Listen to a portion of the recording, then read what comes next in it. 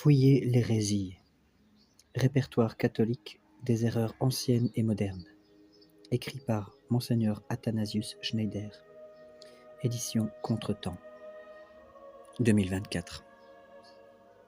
Saint Grégoire de Nazianze écrivait à saint Athanase, évêque et docteur de l'Église, véritable pilier de l'Église, dont la doctrine fut la règle de la vraie foi. Et saint John Henry Newman, dans son livre Les Ariens du IVe siècle, 1988, écrivait « Athanase, l'instrument principal, après les apôtres, grâce auquel les vérités sacrées du christianisme furent transmises et sauvegardées pour le monde entier. » Dans une de ses lettres, saint Ignace écrivait « Fouillez ces hérésies, impies, car elles sont des inventions du diable. » Et l'apôtre Paul aux Corinthiens, « Il faut qu'il y ait parmi vous des sectes ou des hérésies, afin que les frères d'une vertu éprouvée soient manifestés parmi vous. » 1 Corinthiens 11. Préface de l'auteur.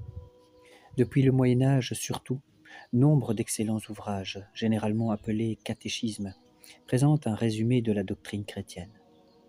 La plupart ont servi à instruire et à édifier les membres de l'Église catholique, ainsi qu'à mieux faire connaître aux non-catholiques l'enseignement authentique de Jésus-Christ, le Fils de Dieu, doctrine conservée et transmise, pleine et entière, par l'Église seule. Notre Seigneur nous a assurés de cette intégrité doctrinale inaltérable pour tous les temps, en disant à ses premiers apôtres « Celui qui vous écoute, m'écoute. » Luc 10. Évêque catholique et successeur de ses premiers apôtres, j'ai cherché à compléter cet ensemble d'ouvrages didactiques avec mon propre ouvrage, le livre Credo, compendium de la foi catholique. Paris, Contretemps 2024. Depuis, mes voyages et mon ministère pastoral m'ont clairement montré qu'il y a aujourd'hui besoin d'un autre livre, d'un genre différent, dans lequel certaines erreurs contre la vraie foi seront rassemblées et expliquées pour être plus clairement reconnues et évitées. J'ai donc composé le présent ouvrage, Fouiller l'hérésie, avec 3 intentions à l'esprit.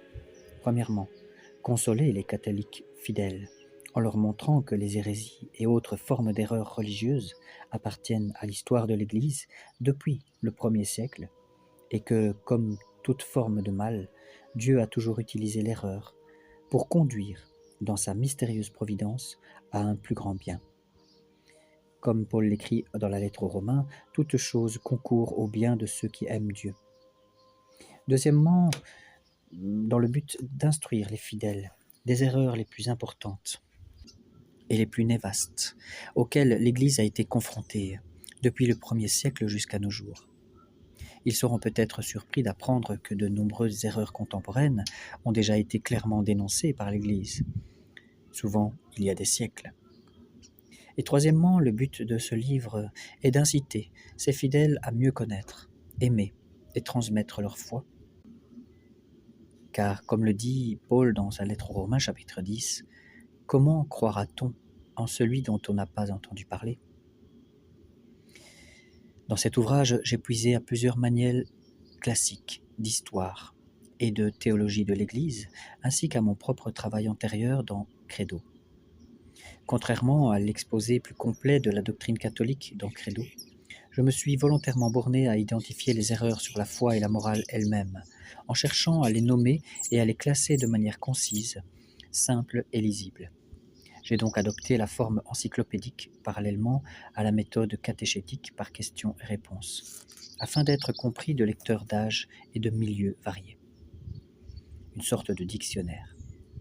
À cet égard, je suis très reconnaissant à M. Aaron Seng de la société Tradivox, spécialisée dans l'éducation catholique, pour son aide précieuse, ainsi qu'à Sophia Institute Press pour son excellent travail d'édition.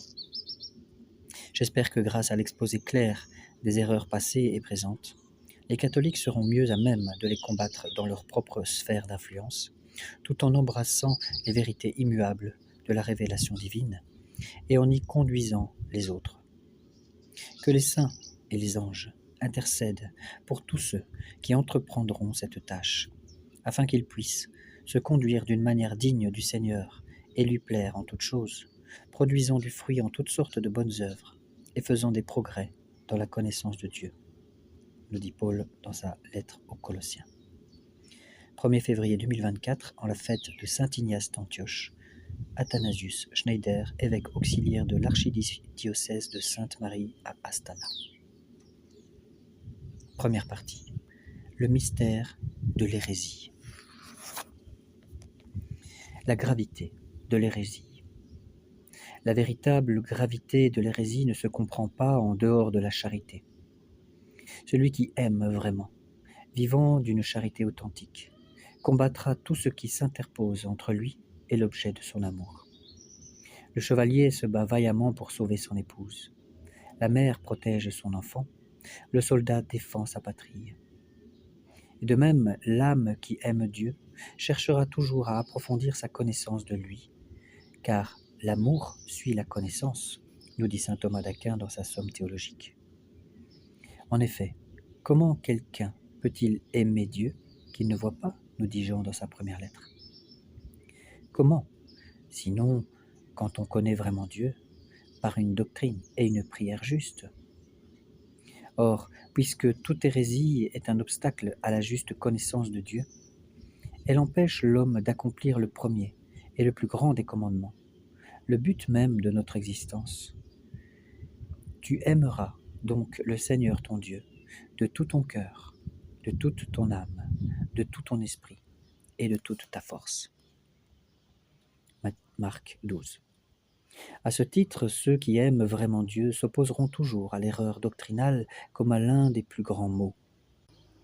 L'apôtre Paul écrivait dans sa deuxième lettre aux Corinthiens « Nous renversons les raisonnements et toute hauteur qui s'élève contre la science de Dieu, et nous assujettissons toute pensée à l'obéissance du Christ. » Saint Augustin soutient que cet amour et ce zèle pour la droite doctrine ont toujours caractérisé l'Église véritable depuis les premiers temps, et qu'il en sera toujours ainsi. Il écrit « L'Église unique, la vraie Église, l'Église catholique, lutte contre toutes les hérésies. Lutter, elle le peut. Être vaincue, elle ne le peut pas. Quant aux hérésies, elles sont toutes sorties d'elle, comme des sarments inutiles que l'on retranche de la vigne. Mais elles demeurent dans sa racine, dans sa vigne, dans sa charité. Les portes de l'enfer ne prévaudront pas contre elles. » Saint Augustin de Saint-Bolo, Sermon aux catéchumènes. Voyons la définition de l'hérésie. Le mot hérésie a été employé de différentes manières au cours de l'histoire de l'Église. Cependant, il a toujours été employé pour décrire une sorte de choix ou de séparation d'un ensemble plus vaste, puisqu'il vient du grec airesis, qui veut dire sélection, choix. Et dans l'Église primitive, ce terme était employé de manière plus générale, pour désigner toute idée qui s'écartait de l'enseignement et de la pratique chrétienne authentique des apôtres. En ce sens, toute erreur de foi ou de morale était une hérésie, de même que tout groupe qui soutenait ou pratiquait de telles erreurs. Comme on peut le lire dans les écrits de tous les pères de l'Église, l'hérésie était considérée comme l'un des plus grands maux. Polycarpe considérait Marcion comme le premier-né du diable. Ignace voit dans les hérétiques des plantes vénéneuses ou des animaux à forme humaine. Saint Justin et Tertullien condamnent leurs erreurs comme des inspirations du malin. Théophile les compare à des îles stériles et rocheuses sur lesquelles font naufrage les navires.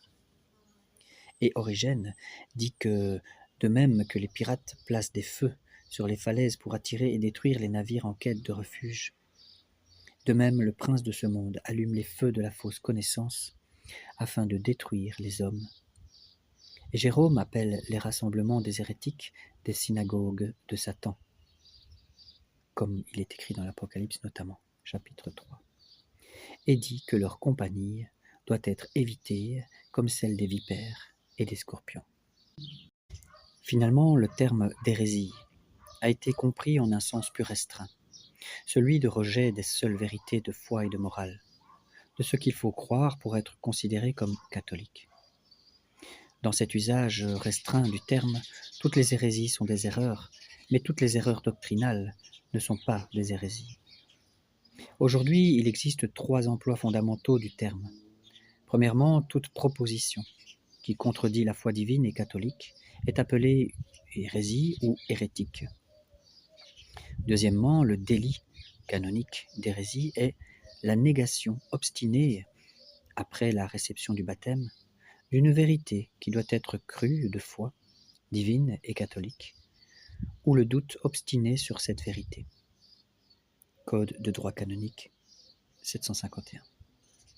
Et troisièmement, l'emploi fondamental du terme, c'est le péché mortel d'hérésie et le délit d'hérésie commis librement et sciemment par quelqu'un qui entraîne la perte totale de la grâce sanctifiante dans l'âme, ainsi que de toutes les vertus, et tous les mérites, et de toute espérance de salut, si une personne meurt dans cet état. Le mystère de l'hérésie. C'est l'un des plus grands mystères de la divine providence que de permettre que le mal de l'erreur doctrinale afflige son Église. Bien que, comme institution, elle soit préservée à tout jamais de toute erreur dans son enseignement officiel et ses commandements obligatoires, il arrive que Dieu permette que ses bergers et ses maîtres, les évêques, successeurs des apôtres, tombent dans l'erreur et profèrent des enseignements erronés ou des commandements néfastes dans le ministère ordinaire. Dieu a même permis à certains papes d'affirmer dans le passé des erreurs doctrinales et des ambiguïtés, sans qu'il s'agisse pour autant d'hérésie formelle. De tels cas, très rares, ont été notamment ceux des papes Honorius Ier en 625-638, puis de Jean XXII, 1316-1334, et François, le pape François, en 2013. Certaines affirmations dans les textes du Concile Vatican II, 1962-1965, et dans certaines déclarations des papes depuis lors, ont également manqué de la précision et de la clarté doctrinale nécessaires, et sont par conséquent sujettes à des interprétations erronées. Depuis les temps apostoliques, cette situation s'est répétée à plusieurs reprises. Dans certains des passages les plus frappants de toute la Bible, saint Paul prophétise, dans sa première lettre à Timothée, en disant « Certains abandonneront la foi pour s'attacher à des esprits séducteurs et à des doctrines diaboliques. » Et il dit encore dans les Actes, chapitre 20, « Je sais en effet qu'après mon départ, il s'introduira parmi vous des loups cruels, voire des évêques, qui enseigneront des doctrines perverses pour entraîner les disciples après eux. » Et ce n'est que dans sa lettre à l'église de Corinthe que saint Paul fait état du mystérieux raisonnement qui permet à Dieu d'autoriser de tels maux au sein de son église bien-aimée, et qu'il qualifie même de nécessité, lorsqu'il dit « Il faut qu'il y ait parmi vous même des sectes, des hérésies, afin que les frères d'une vertu éprouvée soient manifestés parmi vous. » Autrement dit, afin que la vérité soit manifestée au milieu de l'erreur. Nous apprenons ainsi que l'erreur doctrinale, comme toute autre forme de mal dans notre monde déchu, n'est permise par Dieu qu'en vue d'une bonne fin. Comme le dit Pierre dans sa première lettre, afin que l'épreuve de votre foi, beaucoup plus précieuse que l'or périssable, que l'on ne laisse pourtant pas d'éprouver par le feu, vous soit un objet de louange, de gloire et d'honneur, lorsque se manifestera Jésus-Christ. En effet, les hérésies les plus terribles et les périodes de crise les plus graves de l'histoire de l'Église ont toujours conduit à plus de précision et de clarté dans son enseignement officiel et à plus de discipline et de sainteté dans ses membres. Au moment voulu par Dieu, les erreurs doctrinales inciteront toujours les membres de l'Église à une plus grande connaissance de lui et de ses œuvres, et donc à un plus grand amour et à une plus grande sainteté. Voyons donc pour conclure cette introduction, comment lire ce livre. Dans ce livre, le terme hérésie est employé dans le sens le plus ancien et le plus large du terme. Seules certaines des erreurs examinées ici sont des hérésies au sens propre et restreint donné ci-dessus. Et nulle part, dans cet ouvrage, un individu ou un groupe précis n'est jugé coupable du péché d'hérésie ou de tout autre péché. En revanche, des noms et des définitions claires sont attribués à certaines idées et systèmes de pensée, de façon à identifier les notions intrinsèquement opposées à un certain niveau à la foi et à la morale catholique. Retracer l'histoire des idées dans la société humaine est une discipline complexe, et un compte-rendu complet de toutes les erreurs qui ont touché l'Église dépasse évidemment la portée de ce livre. Fouiller l'hérésie doit plutôt être lu comme une sorte de catalogue récapitulatif et un bref exposé de certaines erreurs afin de mieux les connaître et de les éviter. Bref, ce livre servira de feuille de route aux catholiques pour suivre le conseil de l'éminent père de l'Église, saint Ignace d'Antioche. Fouillez ces hérésies impies, car elles sont des inventions du diable. Je vous invite à vous abonner, à liker, à commenter, à partager mes vidéos pour la gloire de Dieu et le salut du monde, au nom du Père et du Fils et du Saint-Esprit. Gloire à celui qui est, qui était et qui vient.